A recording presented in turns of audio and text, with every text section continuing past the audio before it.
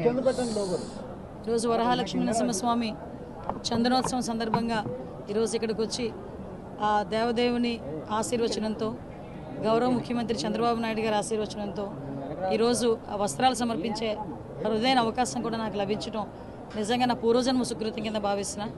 ఆ భగవంతునికి అధికారికంగా వస్త్రాలు సమర్పించి దర్శనం చేసుకొని ఆ దేవదేవుడు ఆంధ్రప్రదేశ్ రాష్ట్రంలో ఉన్న వాళ్ళందరికీ కూడా అదేవిధంగా తెలుగు వాళ్ళు అందరికీ కూడా మంచి చేయాలని, మంచి జరగాలని, అందరూ కూడా ఆయుర ఆరోగ్యాలతో అష్టైశ్వర్యాలతో ఉండాలని, మరి ముఖ్యంగా ఈరోజు మా ముఖ్యమంత్రి, మనందరి నాయకుడు, దార్శనికత నాయకుడు నారా చంద్రబాబు నాయుడు గారు పుట్టినరోజు సందర్భంగా ఆయనకి దేవదేవుని ఆశీస్సులు ఉండాలని మనస్ఫూర్తిగా కోరుకుంటూ ఆయన సన్నిధానంలో నుండి ఆయనకి పుట్టినరోజు శుభాకాంక్షలు మేమందరం కూడా ఆంధ్రప్రదేశ్ రాష్ట్రం తరపున మేమందరం కూడా తెలియజేసుకుంటున్నాం. ఈరోజు భక్తులకి కూడా అన్ని రకాల సదుపాయాలు కూడా కల్పించడం జరిగింది. అంతరాలయ దర్శనాలు నేను దగ్గరుండి ఇప్పటి వరకు చూసుకోవడం కూడా జరిగింది. అంతరాలయ దర్శనాలు అన్నీ కూడా ఇంచుమించుగా 5 గంటల వరకు అంతరాలయ దర్శనాలు ఉండి 5 గంటలతో కూడా స్టాప్ చేస్తారు.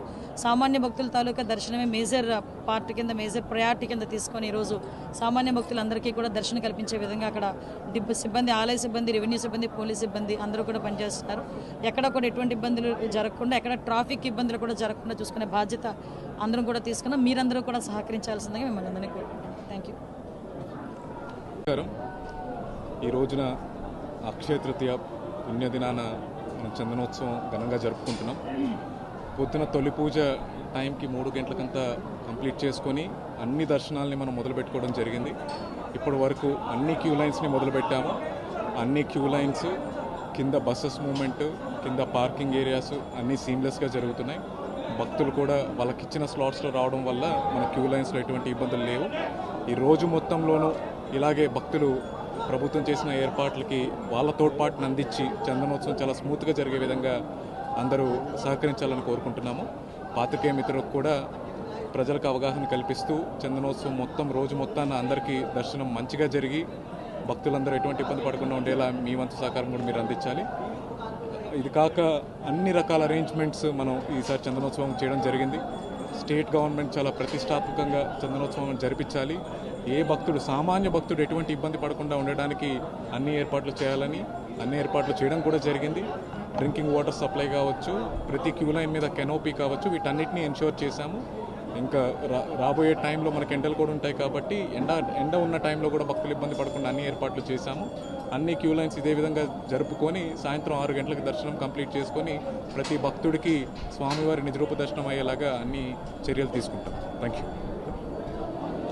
నమస్కారం. ఇప్పుడే దర్శనం ఆ వరహాలక్ష్మీ నరసింహస్వామి వారి యొక్క దర్శనం చేసుకుని వచ్చామండి. ఏర్పాట్లన్నీ చాలా బాగున్నాయి. మరి కలెక్టర్ గారు, అలాగే పోలీస్ కమిషనర్ గారు, జీవీఎంసీ కమిషనర్ గారు, including home department, endowments department అందరూ కూడా ఇక్కడ ఉండి పర్యవేక్షిస్తున్నారండి.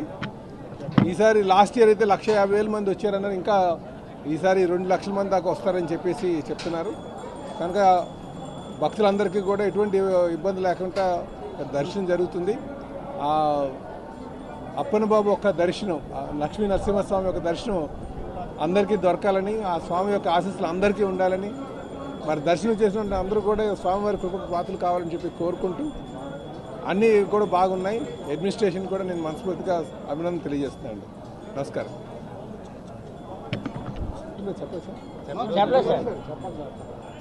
ఈరోజు మా తెలుగుదేశం పార్టీ జాతీయ అధ్యక్షులు, ముఖ్యమంత్రి గారైన శ్రీ నారా చంద్రబాబు నాయుడు గారి పుట్టినరోజు కూడా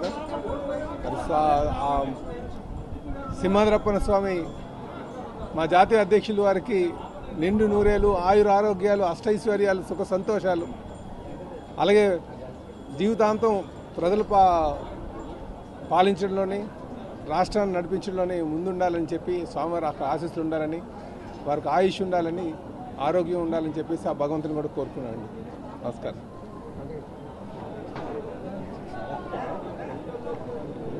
అందరికీ నమస్కారాలు. చందనోత్సవం పండగకి ప్రతి సంవత్సరం కూడా సింహాచలం దేవస్థానం వారు చాలా వైభవంగా సెలబ్రేట్ చేయడం జరుగుతూ ఉంది. ఇప్పుడే పూసపాటి వంశస్థులు శ్రీ పూసపాటి అశోక్ గజపతిరాజు గారు, గౌరవ గవర్నర్ గారు, ఆయన కుటుంబ సభ్యులు అందరూ కూడా దర్శించి రావడం జరిగింది. అలాగే హోమ్ మినిస్టర్ గారు మరియు నేను కూడా దర్శనం చేసుకోవడం జరిగింది. అన్ని ఏర్పాట్లు కూడా చాలా బాగా ఏర్పాటు చేయడం జరిగింది. సుమారు 7 లక్షల మందికి దర్శనం కలిగేలాగా అన్ని ఏర్పాట్లు తీసుకోవడం జరిగింది. చాలా లిమిటెడ్గా వీఐపీ పెట్టడం జరిగింది. సామాన్యుడికి ఎటువంటి ఇబ్బంది లేకుండా అన్నీ ఆలోచించి జాగ్రత్తగా చేయడం జరిగింది. గత సంవత్సరంలో మనం ఎటువంటి ఇష్యూ లేకుండా జాగ్రత్తగా ముందస్తుగానే ఒక 15 రోజుల ముందే ఎటువంటి కన్స్ట్రక్షన్ యాక్టివిటీ చేయకుండా అన్ని సెక్యూరిటీ ఆస్పెక్ట్స్లో 1-2 సార్లు ఆలోచించి అన్నీ చేయడం జరిగింది. ఉన్నతాధికారులు కానీ, ప్రజాప్రతినిధులు కానీ, గ్రూప్ ఆఫ్ మినిస్టర్స్ కానీ అందరూ కూడా చాలా బాధ్యతగా ఇక్కడ వ్యవహరించడం జరిగింది. సో పండక్కి చాలామంది ఇక్కడ దర్శనం చేయడానికి చాలామంది సింహాచలం దేవస్థానం రావడం జరిగింది. అన్ని జాగ్రత్తలు కూడా తీసుకున్నాం అనేది ఖచ్చితంగా చెప్పుకోగలుగుతున్నాము. మరీ ముఖ్యంగా ఈరోజు మన గౌరవ ముఖ్యమంత్రి గారు మరి తెలుగుదేశం పార్టీ జాతీయ అధ్యక్షుల వారు ఆయన పుట్టినరోజు, మరి ఆయన పండుగ కూడా ఈరోజు రావడం చాలా సంతోషకరమైన విషయం. మరి ఆయన పండుగ కూడా మీ అందరూ కూడా బాగా సెలబ్రేట్ చేసుకుంటాము. ఎందుకంటే ప్రజా జీవితంలో అత్యున్నతమైనటువంటి వ్యక్తి, ఎంతోమంది నాయకులను తయారు చేసి ఈరోజు ఈ రాష్ట్రాన్ని ముందుకు తీసుకున్నటువంటి వ్యక్తి. మరి ఆయన 76 సంవత్సరాలు పుట్టినరోజు సెలబ్రేట్ చేసుకోవడం మనందరికీ కూడా ఒక మంచి విషయం కింద ఆయన్ని ఆదర్శంగా తీసుకొని ఈ వయసులో కూడా ఆయన ఎంతో ఈ రాష్ట్ర ప్రజల కోసం కష్టపడుతున్నారు. మరి అలాంటి నాయకత్వంలో మేము పనిచేయడం మాకు ఎంతో అదృష్టంగా భావిస్తున్నాము. ఎంతో నేర్చుకుంటున్నాము.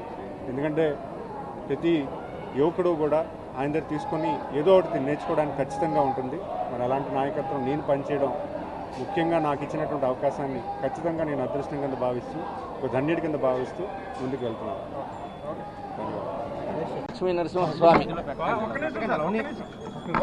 ఉత్తరాంధ్ర ఇలవేల్పు, ముఖ్యంగా ఈ ప్రాంత ప్రజలకి అతి ప్రాచీన కాలంగా ఉండేటువంటి సెంటిమెంటు, ప్రపంచంలోనే ఎక్కడా లేని విధంగా సంవత్సరానికి ఒక్కమారు మాత్రమే నిజ రూపాన్ని దర్శించుకునేటువంటి అవకాశం ఉన్నటువంటి వరాహలక్ష్మీ నరసింహస్వామి వారిని దర్శించుకోవడం ఈ రకంగా, ఎందుకంటే ఒక సంప్రదాయంగా అనేక సంవత్సరాలుగా మా తాతగారు, తర్వాత మా నాన్నగారు, తర్వాత నేను కూడా ఇదే ప్రదేశంలో నివాసం ఉండటం, ప్రజాప్రతినిధిగా ఎన్నికయ్యేటువంటి అవకాశం కూడా ఉండడం ఆ భగవంతుడి తాలూకా కృపా కటాక్షాలని అనుకుంటూ ఉంటాం.